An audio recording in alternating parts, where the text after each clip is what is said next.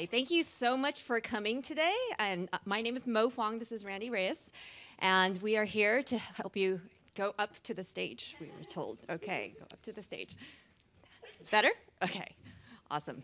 Hi, I'm Mo Fong, and I'm a director for K-12 Education Outreach here at Google, and it is my honor to be here to host this panel of national leaders and experts and race experts as well to talk about bamboo ceilings, minority myths, and also just help educate around the Asian community.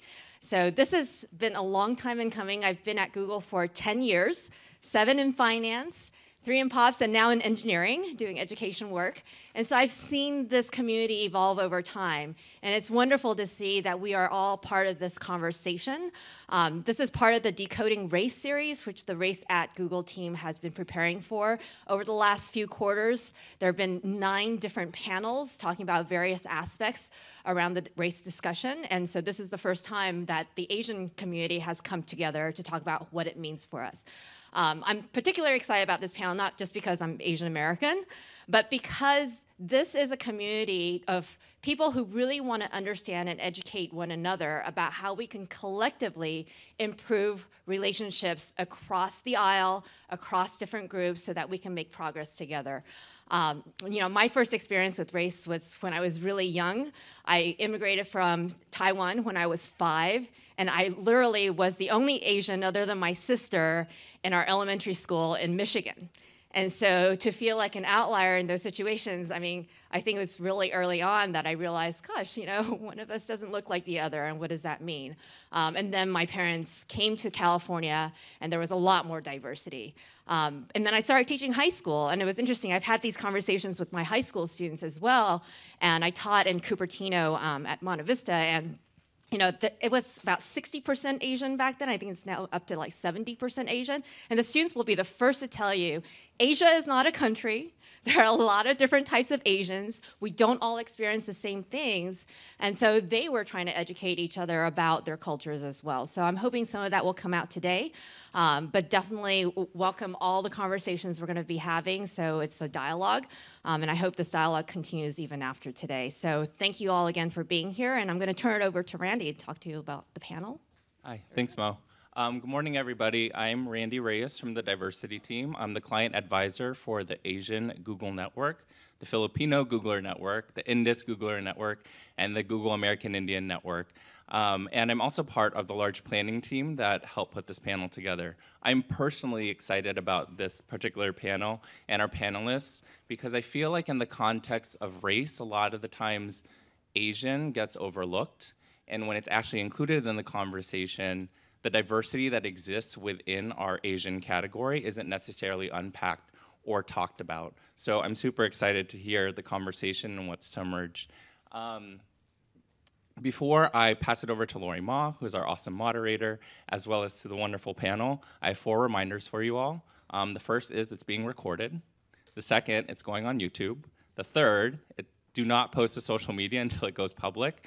And the last is, if you guys have questions for the panel, those on live stream or people sitting in the audience that don't feel comfortable going to the mic, go/decodingrace-Dory, D-O-R-Y, is where you can post questions. And with that, I'll pass it to Lorrie. Thanks.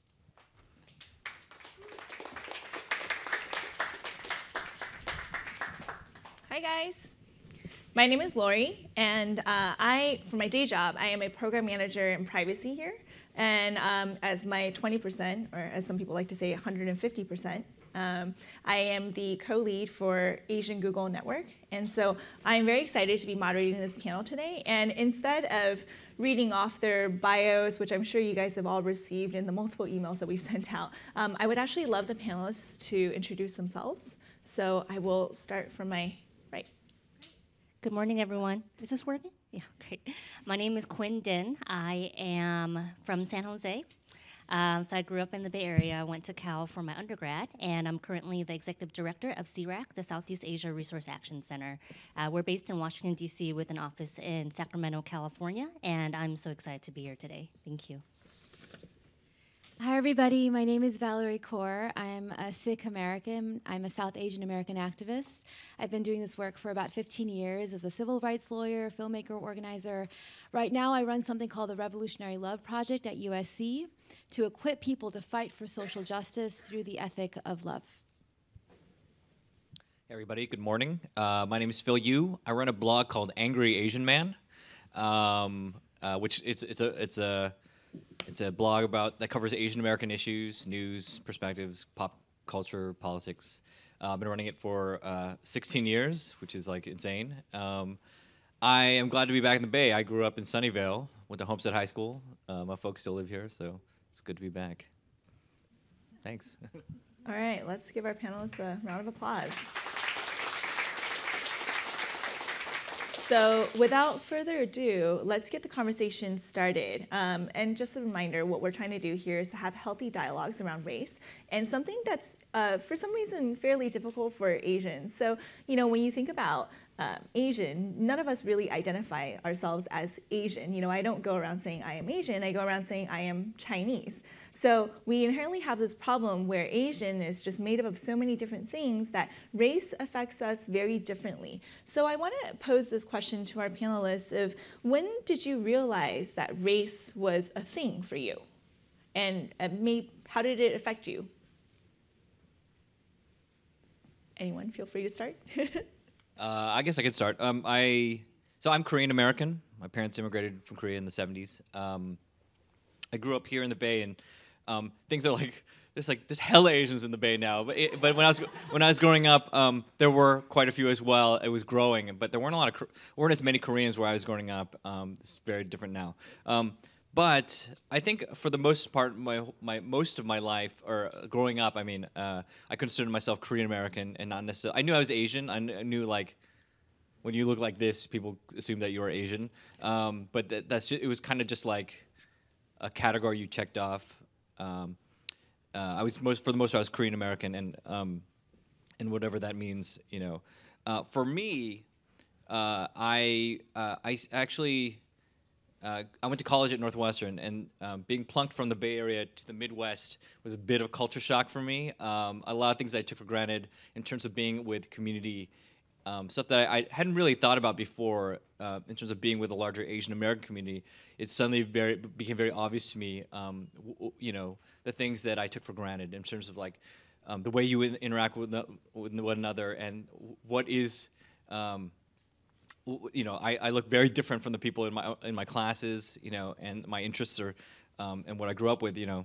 These are very sort of typical things, I think. But so it was a bit of culture shock. And then the other thing was that I took Asian American Studies courses in college, which it was just like, you know, for me it was the beginning of a lot of different things. It was a wake up call in terms of my adapting.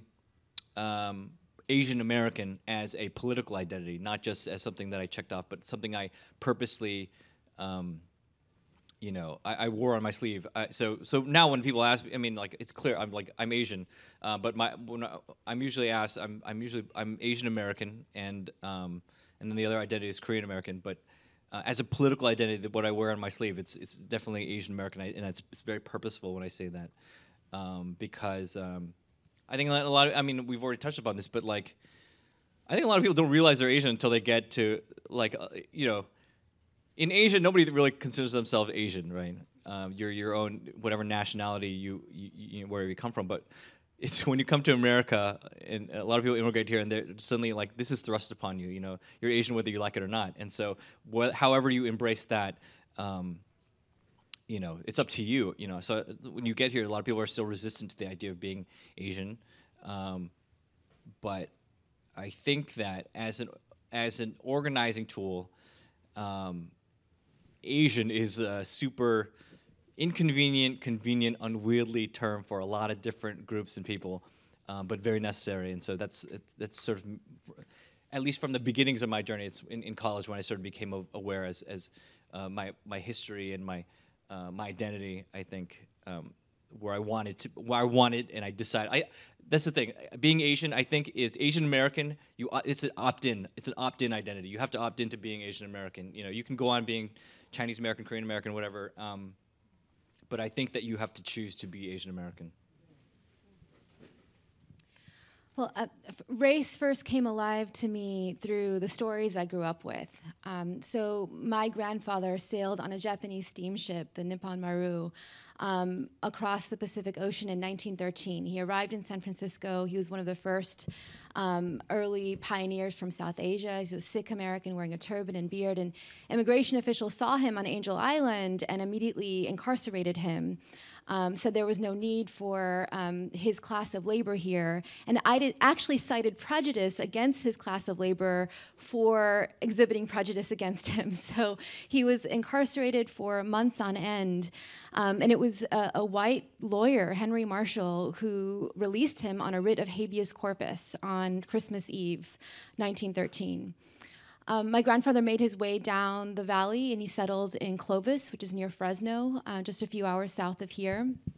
And I think something about understanding the way that that act of solidarity set him free showed him what it meant to be an American. So when his Japanese American neighbors were then rounded up and taken to concentration camps during World War II, he was one of the few who hooked up his horse and buggy and traveled to the deserts of Poston, Arizona to visit them. He looked after their farms and made sure they were safe for when they returned. And so growing up with these stories, we still had like that piece of petrified rock my grandfather found on that camp sitting on our fireplace.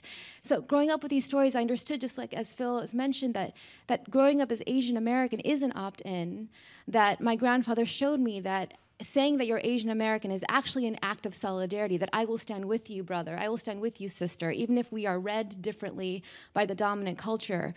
We are in this together.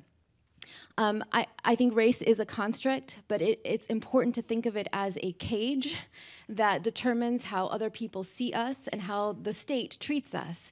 And so when my grandfather first arrived, the cage we were under was Hindu. That wasn't even a racial category. It was a religious identification that didn't even align with my grandfather's Sikh identity. So we were called Hindus when we first arrived. And then on census forms, Hindus or other.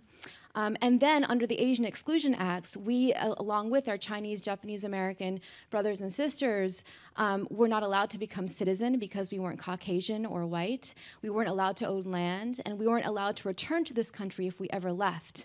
There was a counterpart of my grandfather's, Bhagat Singh Thind, who in 1923 took a case all the way to the Supreme Court, arguing that actually South Asian Americans are Caucasian. And the Supreme Court said, well, certainly our founders did not mean for you to be on the same platform as a white Scandinavian, a blonde Scandinavian, and so you are denied citizenship along with other Asian Americans. So you see how the construct of race has shifted over the time. And so growing up with these stories, I understood that this is something that's imposed on us, that it's a cage that we are operating under.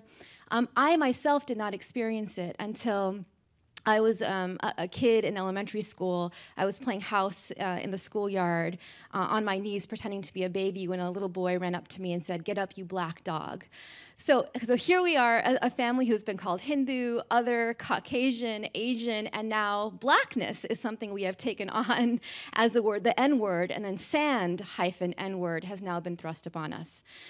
I did not understand the danger and the violence that racial constructs can wield in our communities until September 11th. I was a 20-year-old college kid. I was here at Stanford. In the wake of the terrorist attacks, hate violence erupted on city streets across this country. 4 days later, Balbir Singh Sodhi was a Sikh American man who was standing in front of his store in Mesa, Arizona, when a man wheeled around the corner and shot him 4 times, called himself a patriot when he was arrested.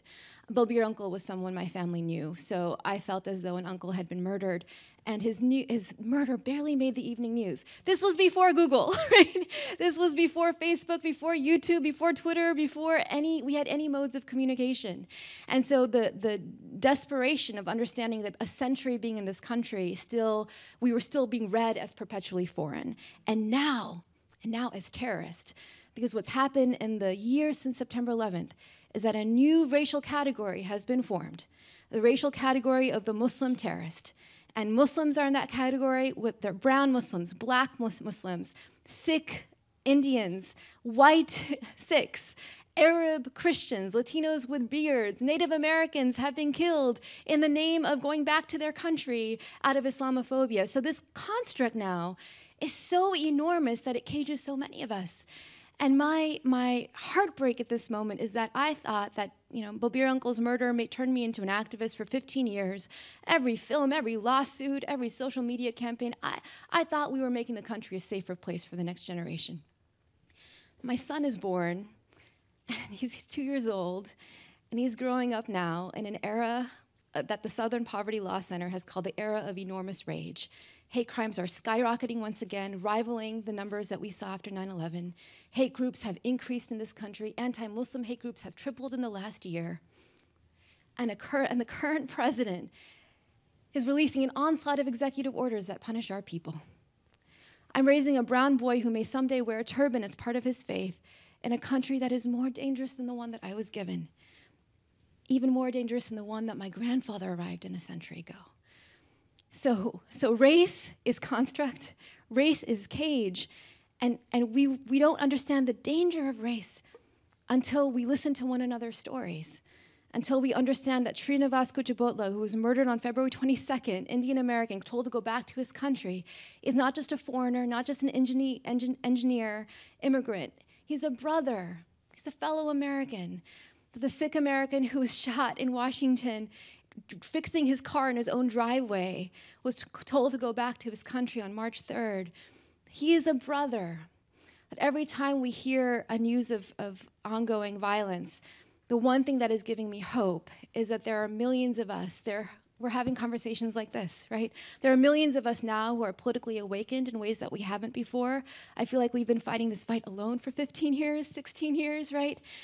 If all of you, especially those who are in positions of relative privilege, can join us in this fight, can show up, can exercise your voice online and on the ground, then perhaps we can start to come out from these cages and turn these cages into platforms of solidarity.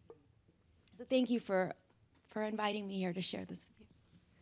So I want to, before Quyen gets to go, I want to kind of touch upon that a little bit, because I think, Phil, you mentioned that you sort of like Asian American is a political identity of yours, and in this era we're getting sort of more active, but why is it so hard for Asian Americans in terms of this race conversation? Like, why is activism so difficult? Why do you think that is? Well, I really believe that all politics is personal. And the power of moving beyond that cage and really making this decision to claim your identity, that I am Vietnamese American, I am Asian American, I am a woman of color. Those things are not separate. They are all part of who I am. They are all part of my legacy. They are all part of the pain and the trauma that my parents endured as survivors of war from the Vietnam War, as warriors, far, far beyond when we came here to the United States. And oftentimes, I reflect on how much privilege is required to have this conversation. Because if it weren't for UC Berkeley and my Asian American Studies classes, I would have not had this framework to understand race. I would not have had the framework to understand how I am part of a historical legacy of folks telling me who I am versus me saying this is who I am and claiming that as self-determination for myself and for my community. And I really do agree that that is the reason why these very personal conversations and dialogues about how we are impacted by race is so critical to that self-awareness, that politicization, in being able to have a conversation that is really rooted in understanding who you are and why you're here. And that is tremendous power that we bring as new Americans to this country, redefining what this country is. Bill, you look like you had something to say. To answer your question about why is it so hard for for Asian Americans to become active, I suppose, or I say it like I always say it's like you can get Asian Americans so hyped up about a new kind of food or new restaurant, but like it's so hard to make them give a shit about anything, in terms of really when it comes to sort of speaking out about hate crimes and justice. I think there's an expectation imposed on us that we're going to be the ones who are going to be silent.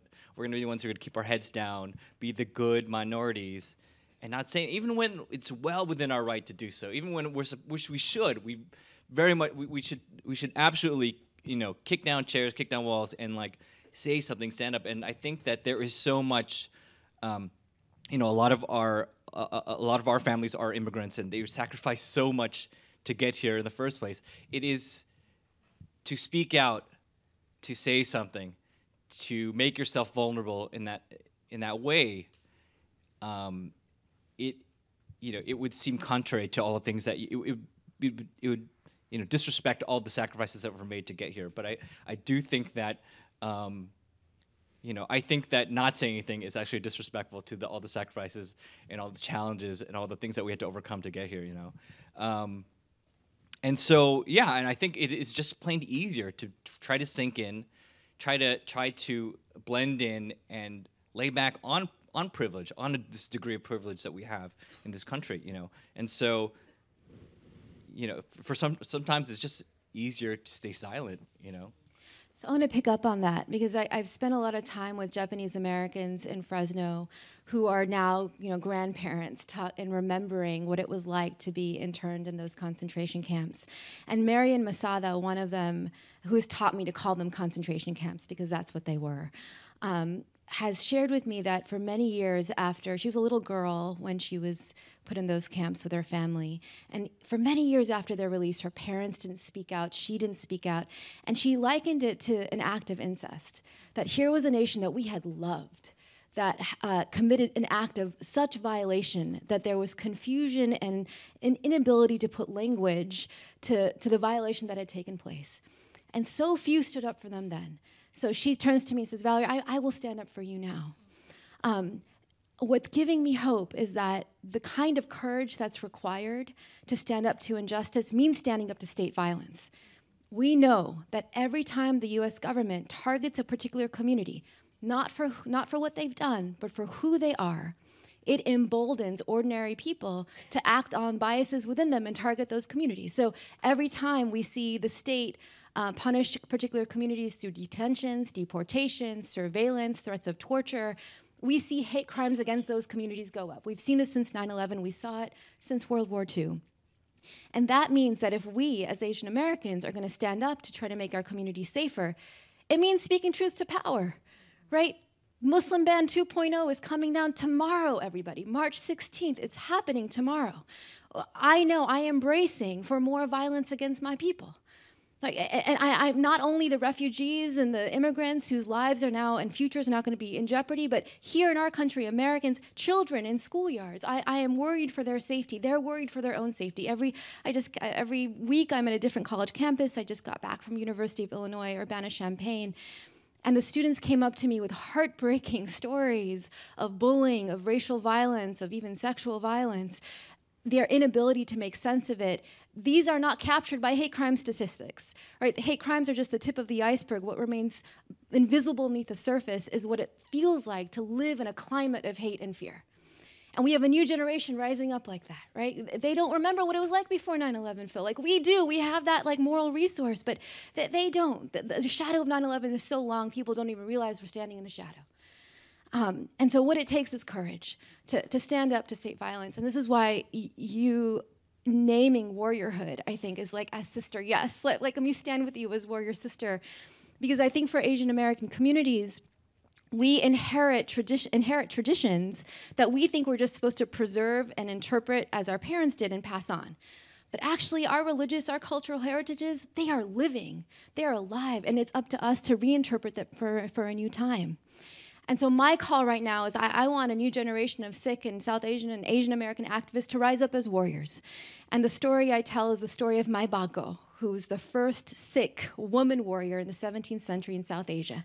The story goes there were 40 soldiers who abandoned their post during a great battle. They came back to the village. They said, the fight is too hard. We can't go back out there. And this village woman, woman of color, turns to them and says, no, you will return to the battle, and I will lead you.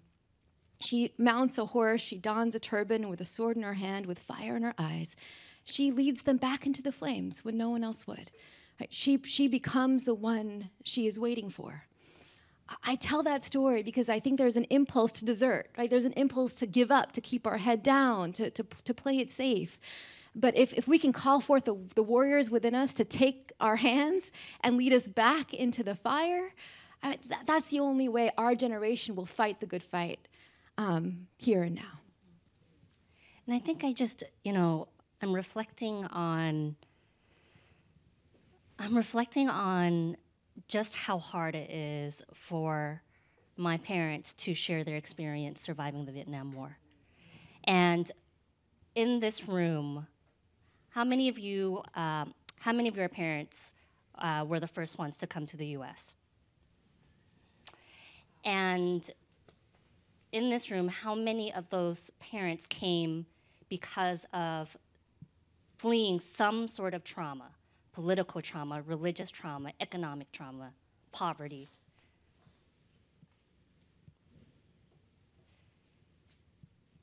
We come from communities, and by we, I'm going to talk from my own experience being Vietnamese American. I come from a family who has survived bombings in their countries. My parents got on a boat, sailed across the South China Seas, ended up in Malaysia, and I was born in New Orleans.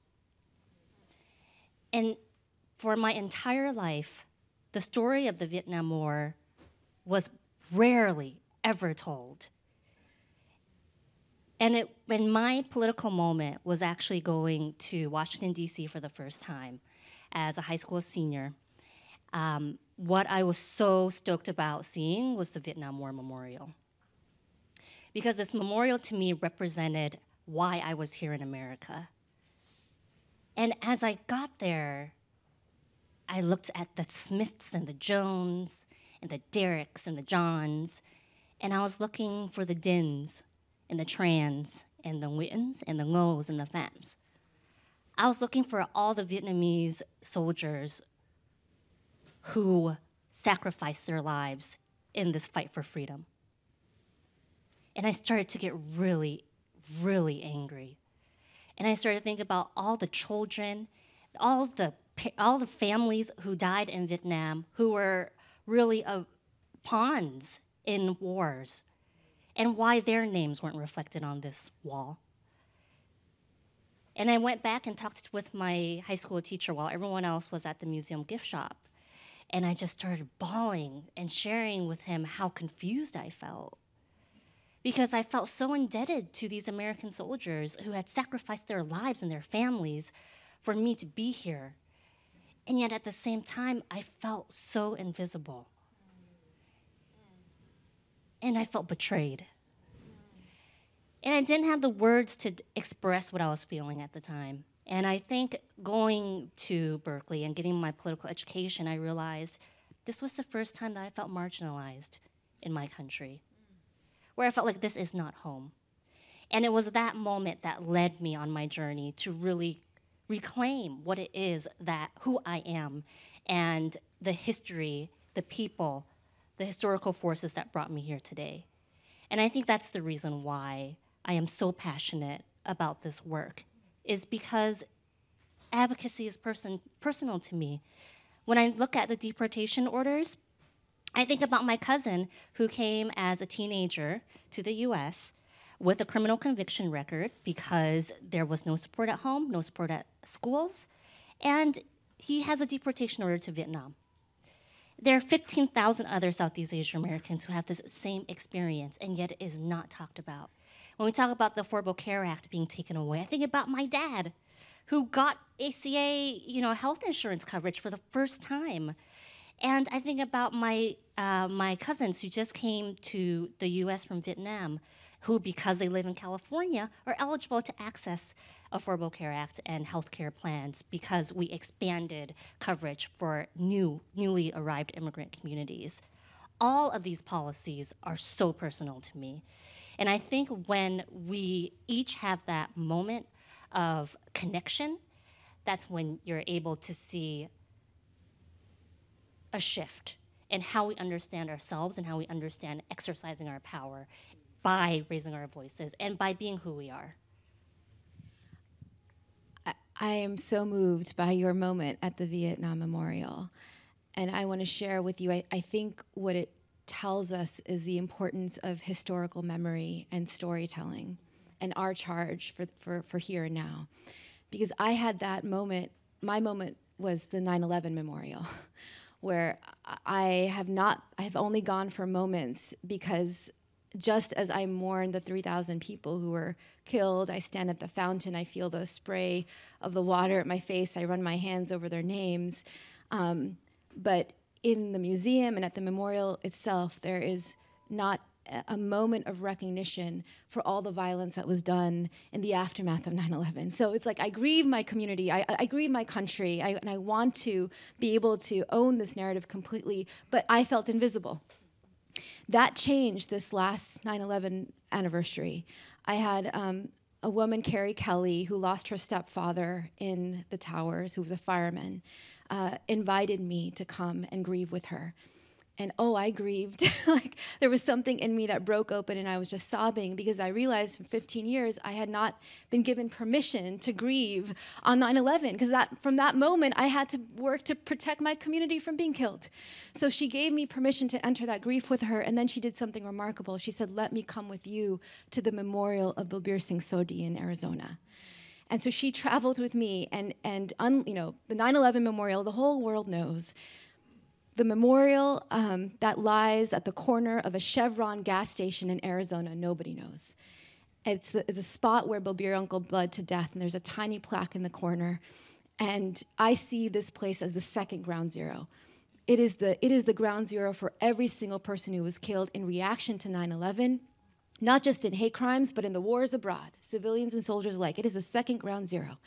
And I stood at that spot and I put roses on the ground next to his brother, Rana Sodhi.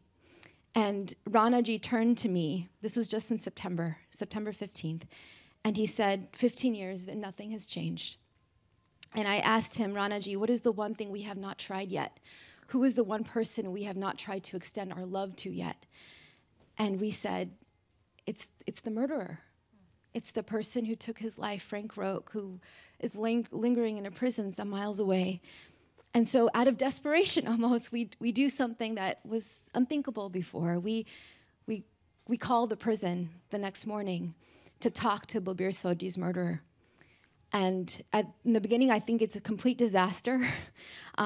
Frank says, yes, I'm sorry for what happened on 9/15, but I'm also sorry for all the people who died on 9/11. And at this moment, I think there are limits to love. Like, how dare I think that I could engage in this moment of reconciliation now? And Rana Sodhi, he hears what I can't. He says, Frank, this is the first time I've ever heard you say you were sorry. He takes a step toward Frank. Frank takes a step toward him. He says, yes, I am sorry. I'm sorry for what I did to you and your family. And when I go to heaven to be judged by God, I will ask to see your uncle, and I will hug him, and I will ask for his forgiveness. And Rana Sodhi says, we have already forgiven you. I tell that story because the only reason anyone knows it is because we posted it online.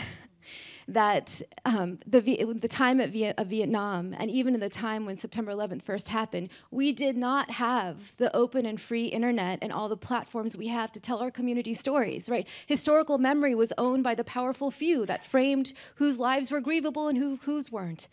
And now we have tools, right? We have tools to tell the stories of those who you're defending in deportations. We have tools to tell Rana Soji's story and his act of revolutionary love. We have tools now, I can tell you, this is the second ground zero to remember, to claim as a way to continue to fight the good fight. And so what you are doing here, the revolution that you are all part of, and giving communities voice through Google and through all the initiatives you support, is actually part of the movement for social justice in this country. It means the world to us.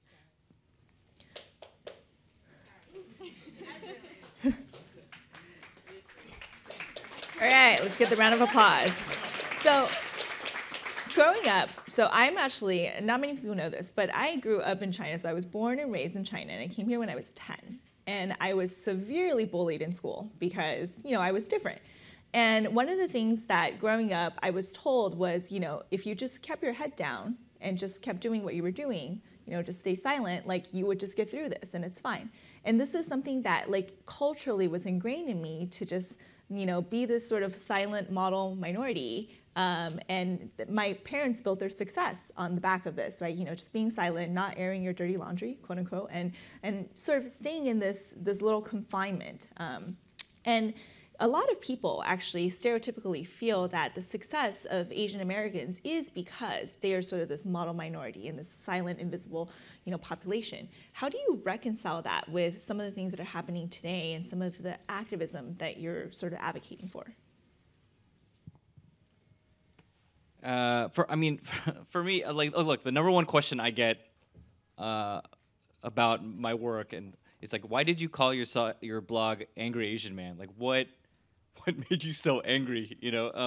Was there some inciting moment like that? And it really wasn't. It really was just coming on my own, this journey that I was having towards some sort of Asian American political consciousness. Through school, through Asian American studies. So there wasn't anyone, I wasn't a victim of a hate crime, and I was so mad, I gotta go to my computer and start writing.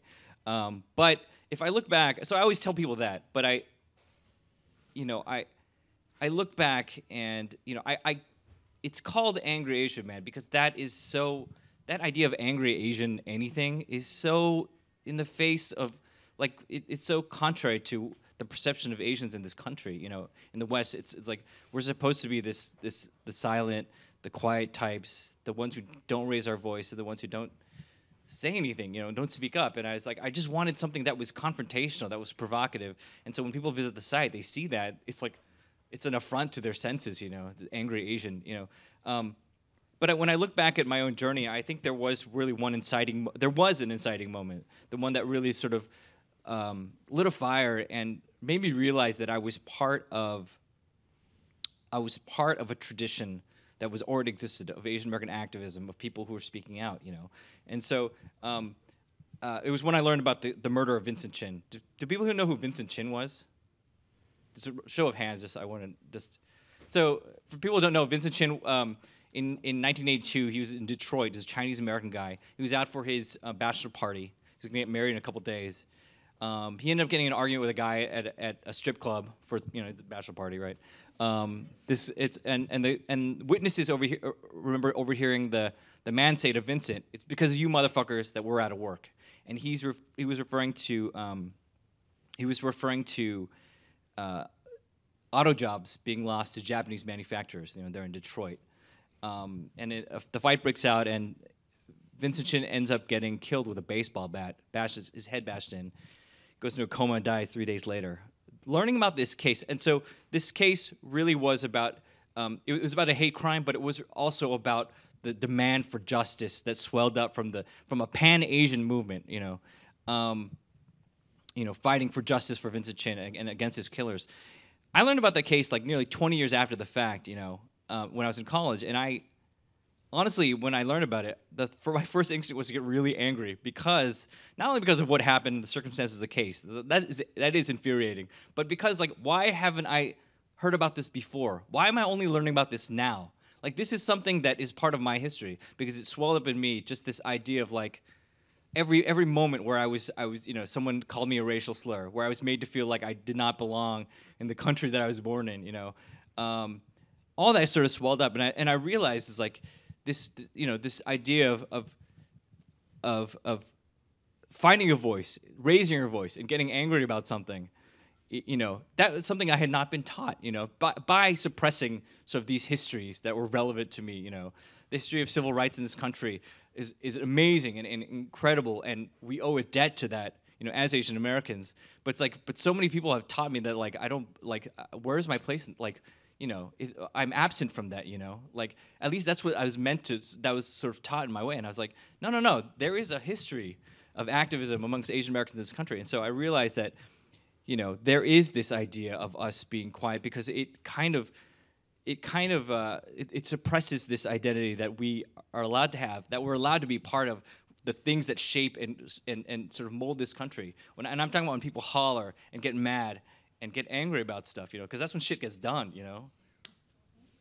So I'm the director of the Revolutionary Love Project, and I love angry Asian man. Like, I love you, and I also love the platform, and Please I love the name. Please call me Phil. I think that anger has such an important role in our movements, a vital role, and as Asian Americans, but also as women and as Asian women, we are, in South Asian women, we are consistently taught to bury our rage, to suffocate our anger, to compromise, to sacrifice for the good of the family or the wider community or the country. When I define revolutionary love, what makes it revolutionary is that we're thinking about love not as a passing feeling, but as a commitment to extend our will for the flourishing of others, even our opponents and ourselves. And when we love in the face of fear or rage or vitriol, then love can be revolutionary, it can change things, right? But love is not the absence of rage. Love, the first step on the path of love is actually owning our moral outrage. In the face of the executive orders coming down, in the face of Vincent Chin's murder, in the face of Balbir Singh Sodhi's murder, in the face of Srinivasji's murder, we ought to be angry. And we need you to be angry with us. Because here's the thing, if we hold our rage in isolation, Hannah Arendt says isolation breeds tyranny. Right? If we hold our rage in isolation, that's when it festers into hate. That's when it eats us alive, and that's when cycles of aggression continue. But if we hold our rage in community, then we can release its creative energy. Right? We walk together on the path of love, and eventually we may arrive in forgiveness. Because forgiveness is not forgetting. Like, I will never forget what happened to Balbir uncle, never. Forgiveness is freedom from hate. That's what Rana Sodhi taught me when he forgave his brother's killer, that he was free enough from hate, so this administration that we're fighting, that so many of us are fighting, I refuse to hate them because I refuse to be like them. I will fight them with my moral outrage and with love as my guiding ethic, and eventually maybe it will arrive us to a place of forgiveness. Because in the end, our enemies are not these individual bad guys. It's not Vincent's murderer, it's not Frank Roque, it's not even this president or any terrorist who tries to attack us. Our enemy are the cultures and the institutions of power that allow them to hurt us. We can take out as many bad guys as we want, more will step in their place. But if real lasting social change is changing the context, changing culture, changing institutions of power. And so revolutionary love, the call to revolutionary love that we're building right now in our movement is really taking from Gandhi and King and Mandela and offering a way to sustain our movement, that's not just in the next few weeks or months, but in the years to come. And I think if we walk with moral outrage, but we're walking on the path of love, then we'll get there. And I think walking on the path of healing. And I think about healing because we have all received those messages, or as Asian American women, I've certainly been told from my parents to not talk so loud. And I have to recognize that this is how they survived. That for them, as refugees, to America without a single word of English, this is how they survived. And that recognition allows me to understand that maybe this isn't who they want me to be. I am someone else. In fact, they raised me to be a very different, strong, loud person. And by recognizing that, I release my anger towards them.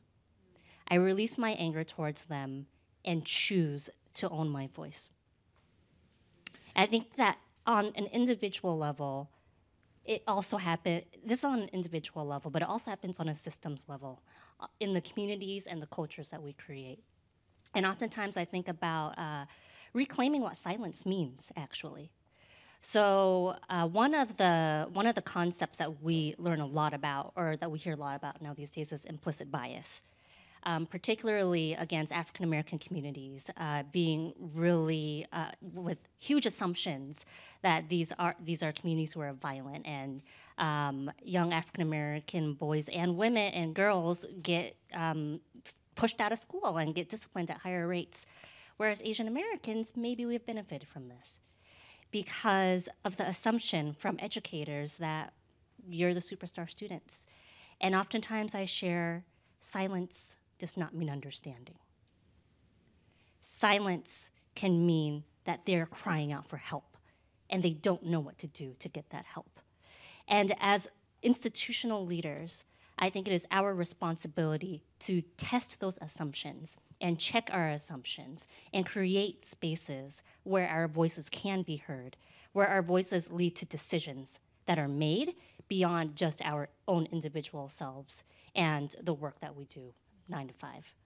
And I think I want to pivot that, since you kind of mentioned that you are an executive director. How do we kind of do that in the workplace? How do we have those racial conversations? How do we break the silence or own the silence or whatever it is that we're supposed to be doing in the workplace? You know, how do we kind of propel this conversation forward? I'm sure Valerie and Phil have amazing insights on this too, but you know, some of the questions that you prepared for us were about the bamboo ceiling. Mm-hmm. And what it means to be an Asian American woman in particular. And I was sharing with Phil and Valerie that I have no idea what that means, because I spent my entire career in a nonprofit sector that was led by Asian American women. And now I'm the 4th executive director of our national advocacy organization. And in our team of 12, we have 10 amazing, fierce women. And one of the tremendous moments that we're in right now, I think, is to challenge ourselves to love even more. When our president got elected, I encouraged my team to actually come into the office and to come into work. And we spent 2 hours in really deep mourning and in deep conversation with each other. And we recognized that this space had to be created, not only to share how attacked we felt, how isolated we felt by this decision that America does not accept who we are,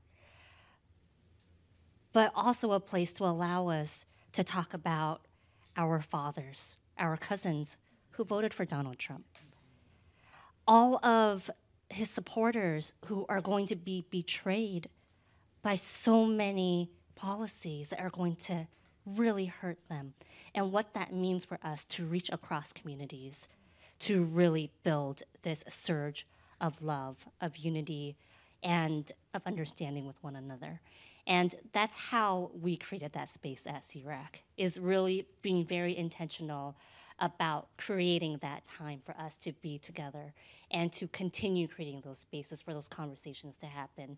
And recognize that sometimes it starts with silence, and just being able to be okay with that, but being able to move into really deep conversation and dialogue with deep trust and respect for one another. In talking about the bamboo ceiling, I have very little insight, honestly, in terms of in terms of traditional workspaces. I can say this: it starts with things like this, you know, having conversations like this, but it also starts with acknowledging, like, being Asian Asian American. It doesn't mean nothing. It doesn't mean a neutral identity in the workspace. You know, it doesn't mean like nearly white, or it doesn't mean like, you know, it has like the fact that there is like an employee affinity group here for Asia, like, make that mean something. You know, and don't just mean like, hey, we all kind of look like each other, so like, what does that mean? Like, oh, we all like certain kinds of food, or, you know, there is a challenge that comes with that, you know, and you know, I tell this. I speak to a lot of colleges, a lot of student groups, a lot of Asian American student groups, you know, and I challenge them make your Asian American, you know, they have it's like the Asian American Students Association on their campus, you know, and it has a fairly large, robust membership, but like make that gathering about something other than boba nights, you know, at your campus. Like, what do you want this being Asian American to be about, you know? What kind of resource do you want to be? What kind of space do you want to create that this Asian American identity exists beyond just like the checkbox, but like, you know, what happens when you come face to face with some kind of discrimination on campus and they need someone to talk about this. They need a space to talk about this. Like, are you going to be that space? Because it's the clear obvious mobilized group to do so, or is it just going to be about boba nights? Is it just going to be about, you know, like the fashion talent, the Asian fashion talent, like, which is awesome and fun, and we need to have those spaces too. But like, what's it going to be about? So I think it really is about being intentional about the gathering, about the group, about the community that you create when under this banner of Asian American, you know. Sonia is coming to my mind. Sonia is a pharmacist in Chicago, an Indian American mother, and I was with her last week. And she came to me after work completely distressed, saying that she was at her the cash register when a customer walked into the store and started to say, all of my problems are because of you foreigners, and ranted on, basically echoing what he has heard from the president and people in power, but directing it at Sonia. And she stays quiet, working the register. Her white coworkers are next to her. The man leaves, and after the man leaves, the white coworkers turn to her and say, are you okay? She's shaken. She says, yes, I'm okay. And she says to me, what should I have done? I feel so ashamed. I should have done more. And I said, no, actually, it's not on you to do more. It was on your coworkers in that moment, in their relative positions of power, to stand up and defend you, to create the culture in the workplace that they want to create. And I told her the story that's been keeping me alive, the story of a Punjabi language professor here in San Jose. After 9/11, all those years ago, he was sitting on a bus in San Jose on his way home from the university. He was looking out the window when a man at the front of the bus stood up, turned around, red in the face, and began pointing at him and saying, hey, you effing terrorists, go back to your country, get off this bus, go back to where you've come from. And my professor, you know, wears turban and beard, looks like my grandfather, looks out the window and is just praying for the moment to pass, right? What else can he do but pray for the moment to pass? And something remarkable happens. The other people on the bus began to stand up. White, black, Latino, Asian, they stand up and they take this man's arm and they say, sit down, sit down. And the man sits down. The bus comes to a stop and my professor gets off this bus. And the man gets off this bus. And the man walks up to my professor and puts out his arm. And at this point, I'm waiting for the violence to happen. But the man takes my professor's hand and shakes it and says, I just lost my granddaughter in that second plane that went into that second tower. I am angry. I am sorry. What stays with me from that story is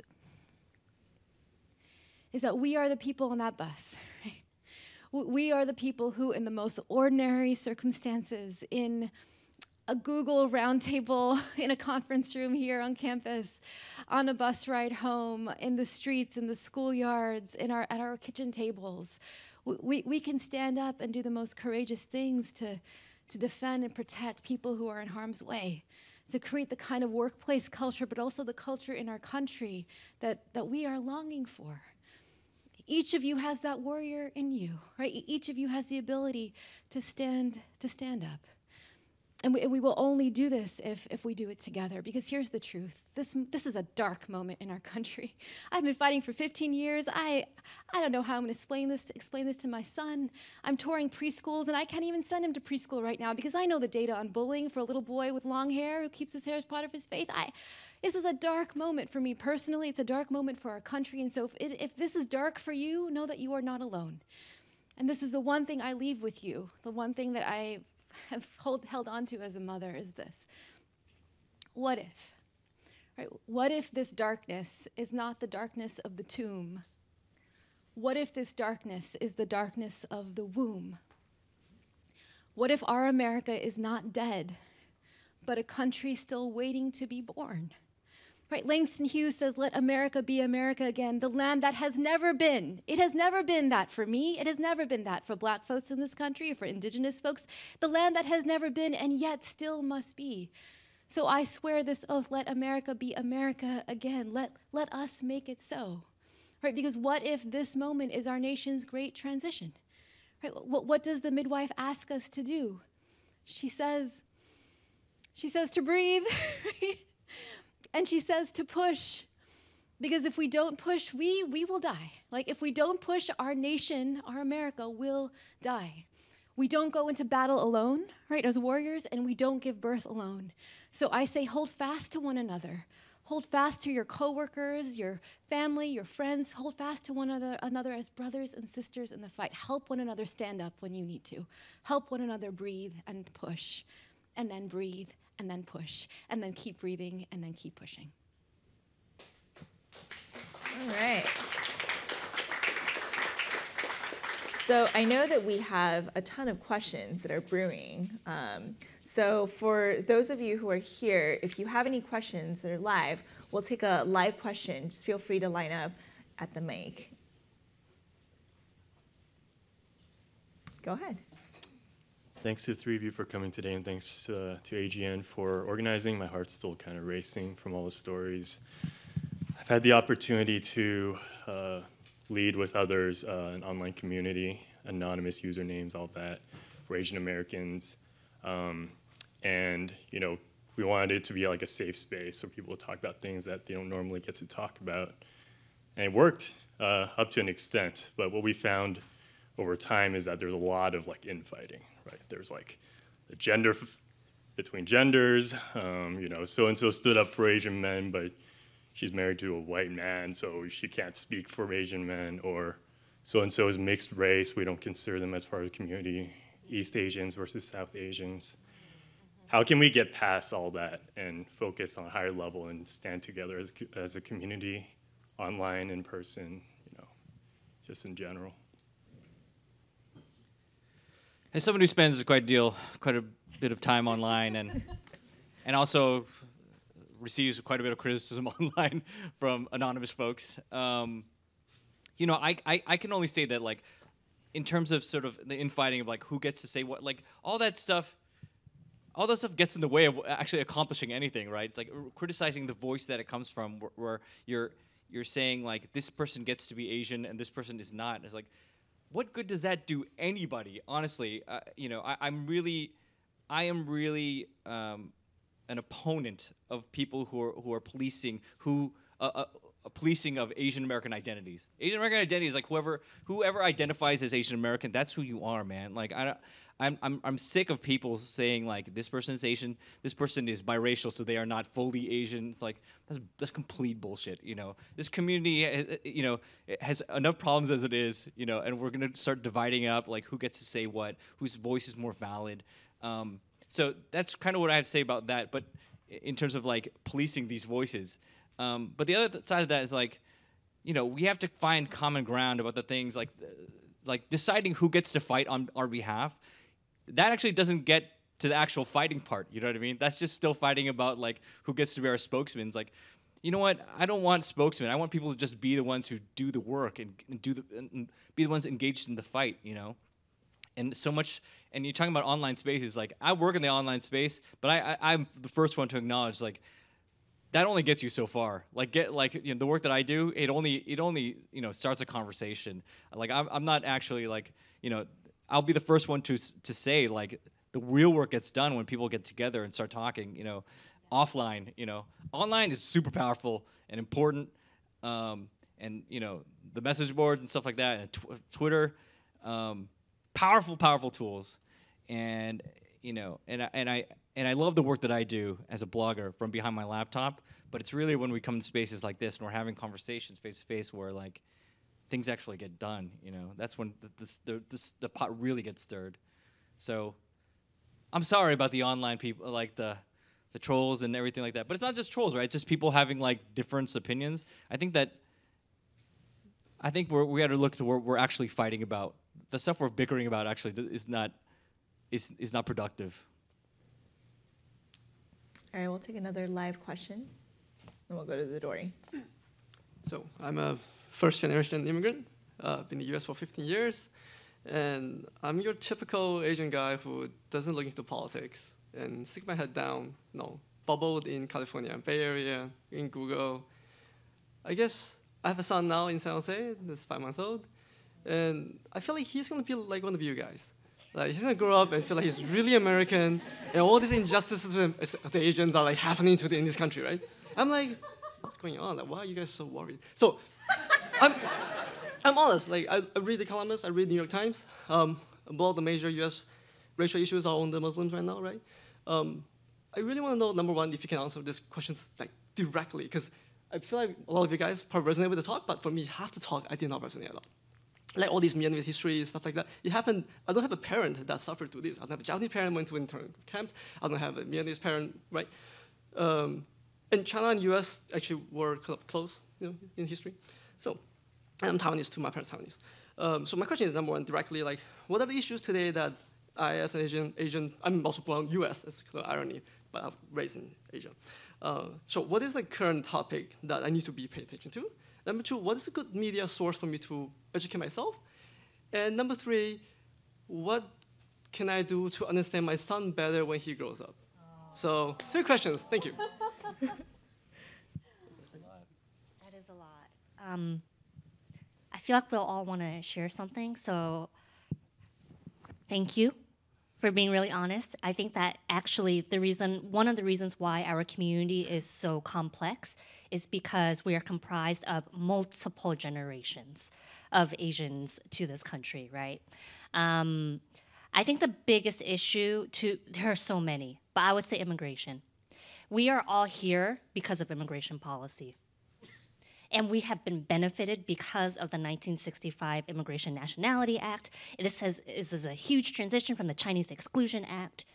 And now our country is shifting in being the most closed off it has ever been, historically, as a country. And as a community that has so benefited from these policies, I really believe it's our responsibility to protect that legacy. So if it's one issue, I'm gonna say immigration. News sources, I think you just have to be really smart and be a really good critical thinker, which is why I really think critical thinking skills are important to teach at the K through 12 level, but folks might have other insights. And in terms of your son,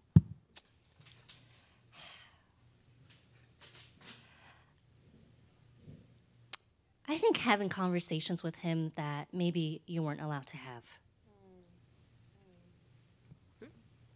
And just listening to him and recognizing that you are a part of him and he will continue your legacy. He'll be probably different from all of us actually, but that you have given him this opportunity to define a new identity, a new self for himself, and to support that.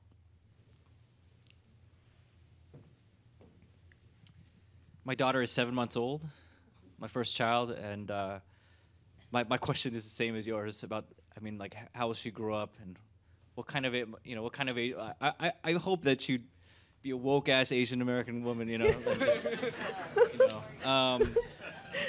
to touch upon something you said in terms of like, I don't relate to this and that. Like, I'm Korean American. I've gone through relatively little personal struggle in my life.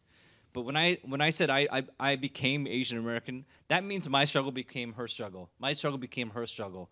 Adopting that mentality really is what drives me and drives the work that I do. And so I know a lot of people will fall back on like, look, that's not that thing, I can't relate, and that's not really, I feel sorry for you, but I don't relate. But at some point, and I'm going to paraphrase someone told me, it's like, at some point you got to ask yourself, it's like, are you interested in justice or just us? And you got to define what us is. But and so when I adopted Asian American as my identity, that's what I took on, that us part. Yeah, our destinies are intertwined, and therefore I can't give you a single issue. leading with love means acknowledging that everyone's struggle is intertwined with our own, that I cannot live if you are dying. I cannot stand by if you are suffering. What does that mean right now? What does it mean to respond with love when so many communities are in harm's way? I mean, even looking at the first executive orders, the first week of this administration, we had an executive order that built a wall along our southern border, right? That punished sanctuary cities for offering refuge to undocumented immigrants, that started the construction of pipelines on indigenous sacred lands, that repealed sections of the Affordable Care Act, that now have enacted a second version of the Muslim ban that affects not just immigrants and refugees, but Muslims and Sikhs and others in this country. And now we have promises of voting rights and criminal justice and mass incarceration. Everything will be affected by this administration and these policies. And so to stand next to my Latino brothers and sisters and my indigenous brothers and sisters and my black brothers and sisters and my Muslim brothers and sisters and my Asian American brothers, I know that sounds exhausting. I know what does it look like each day if all of our issues are interconnected and we are in an intersectional moment, and that the only way to fight for a movement of justice now is to know that we fight together. I think that means deciding how you show up in your daily and weekly life. So what I'm telling you is that what it means to be an engaged citizen in America today is to call Congress once a day. Yes, once a day. Like I have the number on speed dial on my phone. I call once a day and I look at the news. It's the New York Times, the same thing you're reading. And whatever community is in harm's way, I mean, there's so many, but right now I choose one and I call my senator or representative and I tell them I stand in solidarity with that community. Stand up, be emboldened to stand up with me. Right, once a day. It means once a week or once every 2 weeks showing up to the march, showing up to the vigil, showing up in community, not just online, but in person. That's what solidarity looks like. That's what love looks like. And if you start to take your son to these places, right, you won't have to do very much because he'll be hearing the stories and having the conversations that you didn't get to have. And you'll be learning from him. Because in order to love someone, you only need to answer 3 questions. Who are you? What is at stake for you? What is my role in your flourishing? What is your role in mine? Number 1 is who are you? Every day I look into my son's eyes. Phil's daughter is 7 months old. My son is two years old. He's changing every day. Every day I have to ask him, who are you? What is at stake for you? What is my role in your flourishing? And what is your role in mine? He didn't want me to get on the plane and come over here today and spend a day away from him, but he has a role in my flourishing, which is to allow his mommy to be her best self, right? So we are tied together, not just our communities, but our families and our collective flourishing. So if you do that, if you take your son to these places, if you ask him these questions, if you start to create the culture that you want for the country in your own home, then you're part of the good fight. Great answers. Thank you. We'll take a question from the story. The first one. So it says, what work, if any, have you seen in regards to diversity and inclusion for Southeast Asian groups? Because, quote, Asian is used so broadly, often there's little attention given to the increased representation for more underrepresented groups whose experiences can be very different.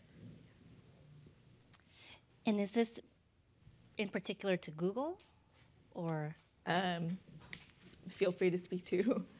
Let's start with Google, since we're here and we're having this really courageous conversation about race, right?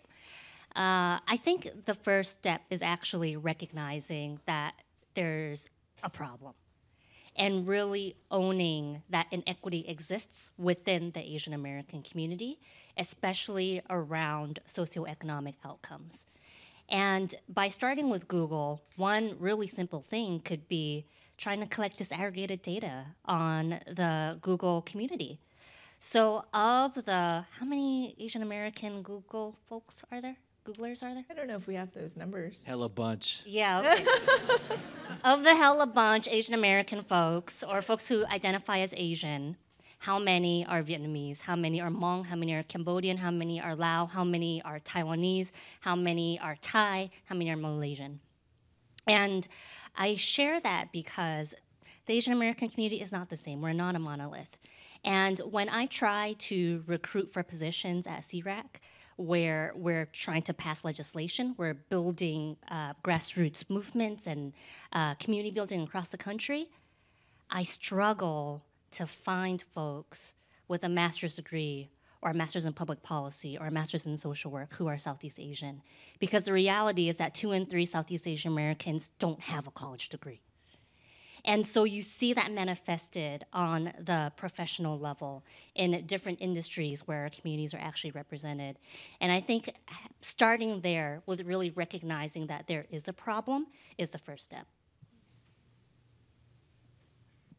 All right, let's take another live question.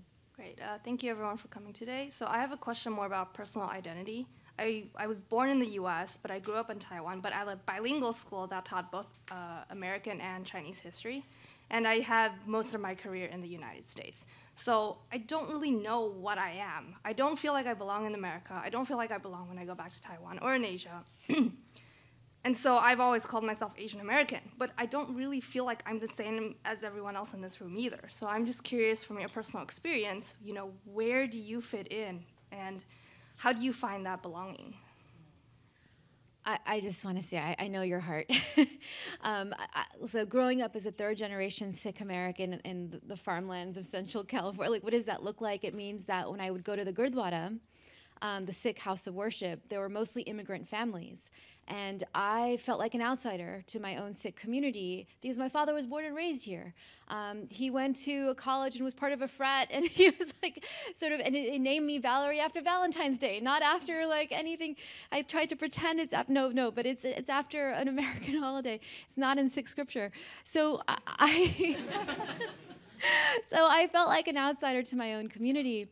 And then at school, of course, predominantly white, very conservative, very Christian, I was constantly called these names, but also told that I would go to hell because I was not Christian. And so I spent my entire childhood feeling like I was in between. Like, I'm not fully Sikh, according to them.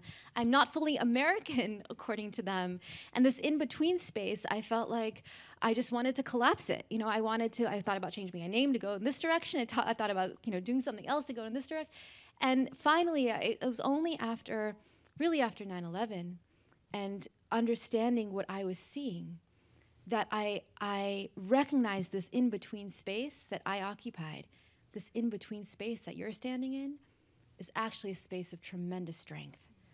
You can see things that other people can't see. You can see things about America and Taiwan and China that others of us in this room cannot see. I can see things that others cannot see. And that means I can tell stories from this space that others cannot tell. I can exercise my voice from this space. My best friend tells me, speak even if your voice trembles. So even if your voice is trembling, speak, because your particular truth is something that this country, this community here on this campus needs. We need you. So own where you are, and also know that you're not alone in where you are, that so many of us are occupying these in-between spaces. Like a whole generation of millennials are in these in-between spaces. And that one of the fallacies of race is to put us in these cages, right? We can break open those cages. we can show that America is not a melting pot. It's a mosaic. And it's made up of all different kinds of pieces and histories and stories and truths. And your job is to let your truth shine. Your job is to let your truth sing. Thank you. I just want to add to that, there is no corner of Asian America of this diverse, incredible, wide-spanning Asian America where somebody's going to go and feel like I completely belong, like I totally belong here. I feel like there's a corner everywhere where someone's gonna be like, I don't feel like I belong. And that's kind of what's awesome about it. But I think everyone felt like an outsider in some space of the space where they're supposed to feel like they belong. I think we can all relate on some level. So, and then ditto what Valarie said. All right, next. If you ask most American about the Holocaust, everybody knows what it is. But if you talk about Vincent Chin, I saw about maybe 20% of the people here in this room raising their hand. When I talk to people who are not from California, they don't even know about the Japanese internment. What are some of the larger effort going across the country to educate the world at large and America at large about the injustice against Asian Americans and the world in general? I don't know specifically too much about education issues, so I can only say from what I know from people who are on the ground doing some work is that it happens on the local level. I mean, a lot of it is super. It's super motivated by people within schools, within school districts, to educate about. In California we have Fred Korematsu Day. That's not a nationwide holiday, but it's celebrating a civil rights leader who stood up to the incarceration of Japanese Americans. I have friends of mine. This couple, they have 2 kids, 10 and 11 years old, at their school. Their school was celebrating Dr. Seuss Week in conjunction with the National Book something week, and Reading Week or something like, right? And they're celebrating Dr. Seuss. People love Dr. Seuss, but a lot of people don't know that Dr. Seuss actually has a history of making really racist cartoons during World War II against Japanese Americans, painting them as the enemy and super racist caricatures, So my friends, their kids, 10 and 11, took it upon themselves. These are some woke-ass kids. They took it upon themselves to create flyers. They designed themselves, they print it up, and they pass it out at school to their classmates saying, did you know that Dr. Seuss was racist? Did you know that he made these racist cartoons? They got confiscated by the teachers. And a note home saying, Dear Mr. Wong, well, we appreciate your kids taking the initiative to be socially aware. These are not allowed, But I was like, that is amazing. But it took these kids to provide an alternate point of view to to then just go along with sort of the celebration of this figure who, most people love the work that they know about, but I think stuff like that's just one. I don't know. That's just a really cute example of something that. But I feel like it takes efforts like that where people started a different conversation entirely. Where you have to create this alternate thing than what's been ingrained. It took, like I said, I got super mad about learning about Vincent Chin in ethnic studies course in college. It took getting to college, and definitely not everybody gets to take ethnic studies courses, And so I would personally, if it were up to me, I would push for ethnic studies at the high school, junior high level, honestly. So my most recent social justice issue was net neutrality. And there were fellow advocates who'd been with me for many years working on hate crimes, mass incarceration, solitary confinement, immigration, and thinking, what are you doing? Taking on the issue of internet freedom as a social justice issue. I was working here at Stanford Law, and I want to say I felt so proud of the stand that Google took on this issue. Because I chose net neutrality as a social justice issue because my life as an activist would not be possible without it. I had no way to show my film if it weren't for the open and free internet. Activists like us, you wouldn't have a blog, we wouldn't have our calls to action, right? There's a whole generation of activists now who are telling the stories of Vincent Chin and Balbir Singh Sodhi and Srinivas Gochabutla because of the open and free internet. And so there are resources available to you now in ways that they weren't before. And if the first film that we made, Divided We Fall, about hate crimes after 9/11, also includes history honoring the Japanese American internment. And so that film has been used in classrooms all around the country. We've made it available for free. So if you can, many resources out there for you online, but if you go to revolutionarylove.net, you can find this film and a whole lot of other calls to action to help you tell the stories that need to be told. All right, we have this question from the Dory. Asian Americans are the largest minority group at Google. How can we get this group more involved in the issues surrounding more underrepresented minorities at Google? On the other side of the coin, what are the issues that Asian American Googlers need support from other underrepresented groups?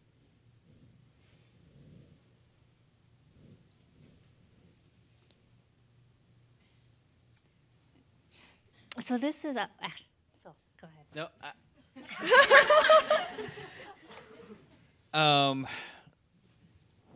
On the question of how do we get other Asian Americans involved, that's a question that is asked to me by every student group on every Asian American student group on every campus. How do I get the Asian Americans on this campus to give a shit about what we give a shit about, And it's the problem is that you can't get someone else, you can't care on their behalf. You got to get them, they have to come around to being the ones who move, So you can do all the sort of mobilizing you want.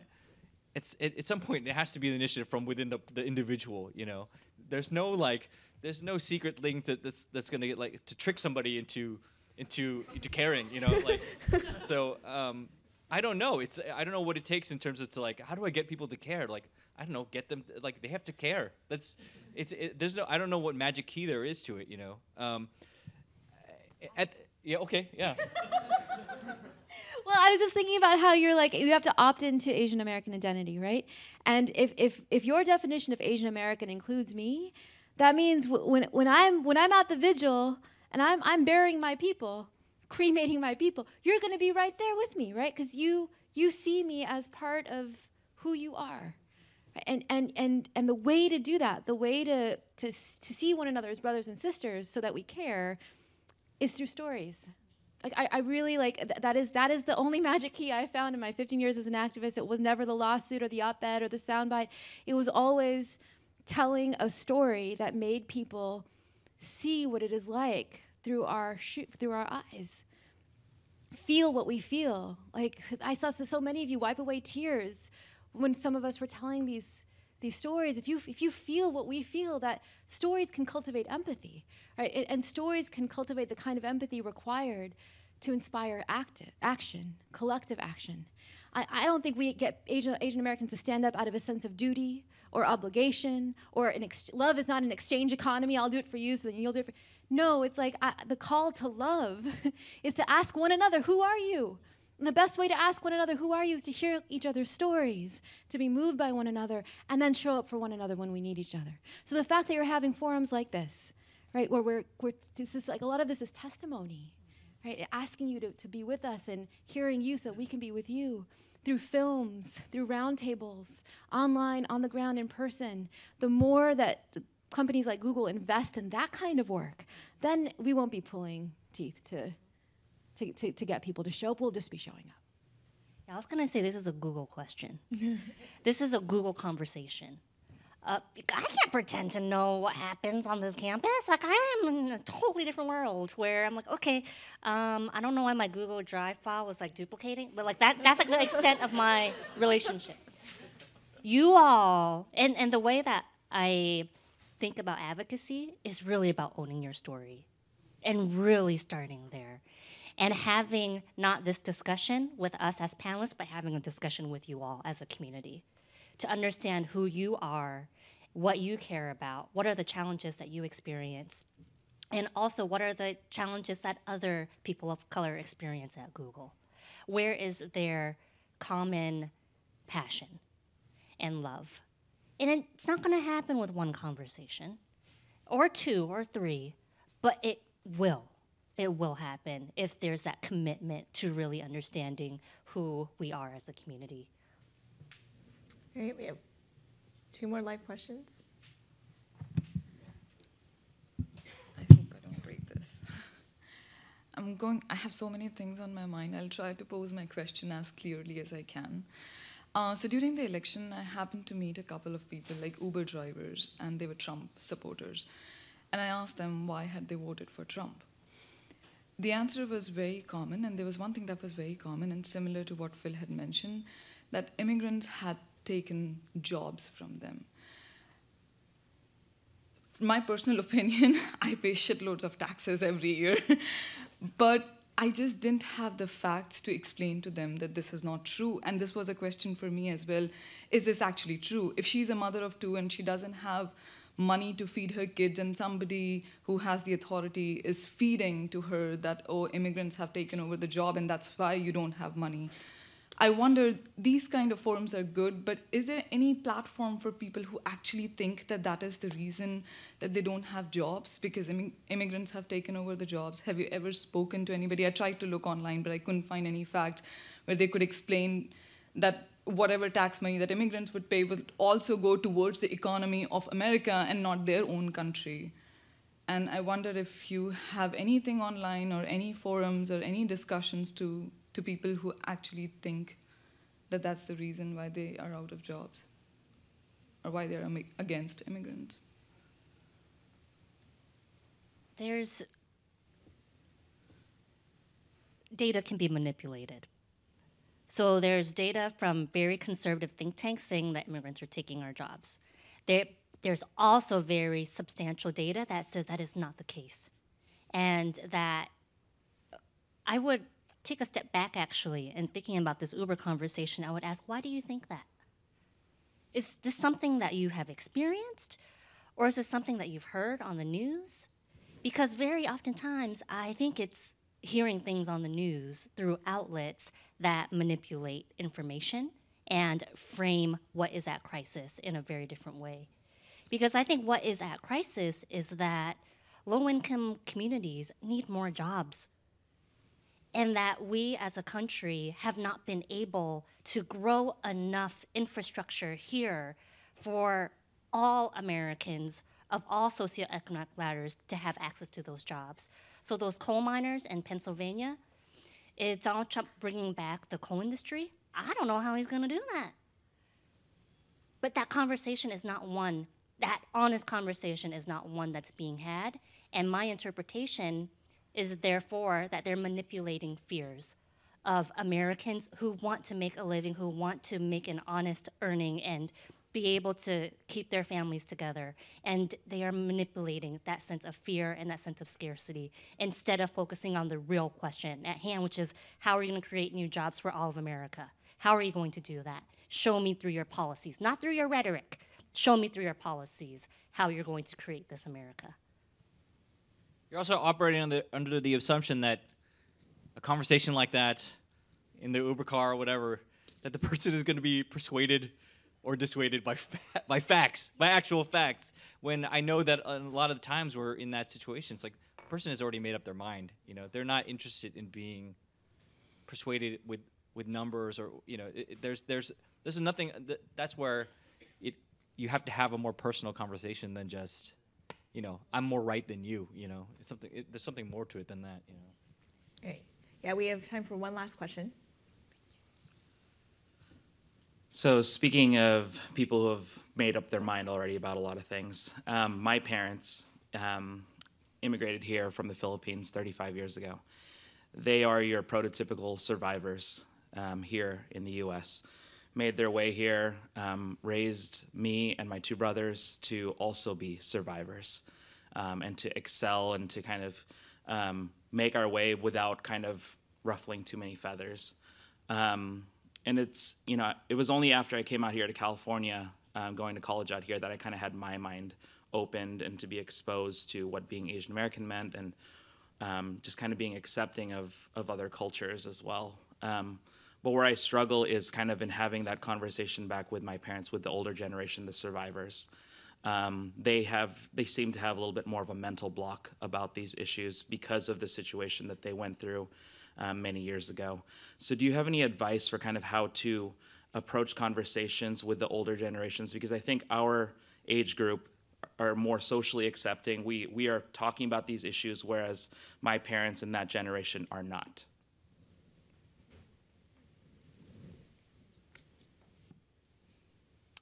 I would say, for me, that's another argument. That's not argument, but another conversation that's not going to be. No one's going to be persuaded by being like, I'm more right than you in that, especially when you're dealing with your own parents. That needs to be approached with love. And I think a lot of that comes from sort of exhibiting your and showing the way you live, the relationship you have, the relationships that you have, and the things that you stand for. And then not just like those crazy kids, but it's like I'm very passionate about these things. I'm very passionate about. I don't know what particularly what kind of attitudes you're speaking to, but it does take sometimes even the stodgiest, most ingrained kind of thinking can be persuaded by people who live out and model a certain way of life, even from those crazy kids. So I do think it is something that needs to be approached from showing an experience rather than being like, you're wrong, mom and dad, you're wrong, you're out of your mind. But that's me talking as a kid and being having those conversations where you're gonna run into some blocks, I think, but I also think that it's not. It's okay to take a breather from that and be not so frustrated. Because I know a lot of people who are like, my parents are driving me crazy. But it's also okay to keep on trying. It's a long game sometimes. I was just gonna say that my dad still doesn't know what I do, really.